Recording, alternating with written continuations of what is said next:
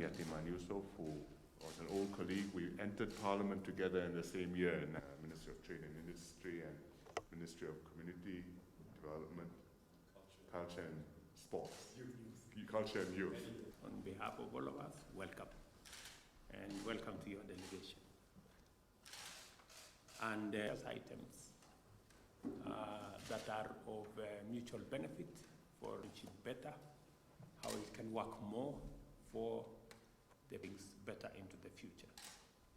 I am looking forward, Your Excellency, to...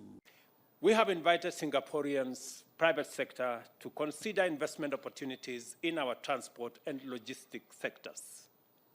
We've also explored the potential of Singapore becoming a gateway for Kenya's agricultural products to the ASEAN region. The Prime Minister and I share the view that climate change represents the greatest existential threat to the survival of mankind, and collective and cooperative action by all governments is of utmost importance. It is for this reason that I shared the objectives of the forthcoming Africa Climate Summit, which Kenya will host in September this year. The summit will cohere a common African position for COP28, including an articulation of climate finance and climate investment solutions for climate change action. This will propel the continent from a passive victim to an active participant in climate change solutions. Prime Minister Long has expressed his support for us having concurrent positions on matters climate change, because they, as well as us, face the same threat in equal measure. On this urgent issue of climate change, our ministers have signed an MOU on carbon credit collaboration, which provides a framework for the trading of carbon credits between our two countries in line with the stipulation of the Paris Agreement. The agreement also provides for the exchange of information, knowledge, best practices, and capacity building on carbon credits, plus collaboration on projects which will reduce greenhouse gas emissions.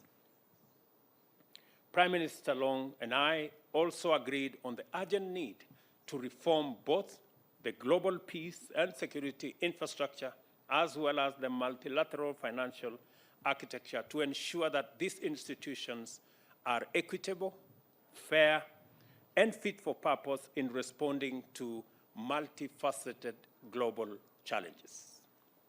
Kenya and Singapore will continue to work closely on areas of mutual interest, and we have shared with His Excellency Prime Minister Kenya's contribution to regional peace initiatives. Additionally, I shared Kenya's position on the need to reform the UN Security Council to make it much more inclusive and reflective of the current global order and dynamics.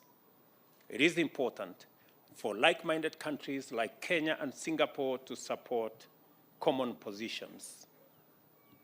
On the status of the UN office in Nairobi, Prime Minister Long and I agreed that the renovation and expansion of facilities to match other UN offices globally is a welcome development. The upgraded facility will accommodate at least 9,000 conference delegates at any meeting, and Singapore will work with us, especially in the upcoming UN Assembly, where discussions on these facilities' improvement will be held at the UN in New York.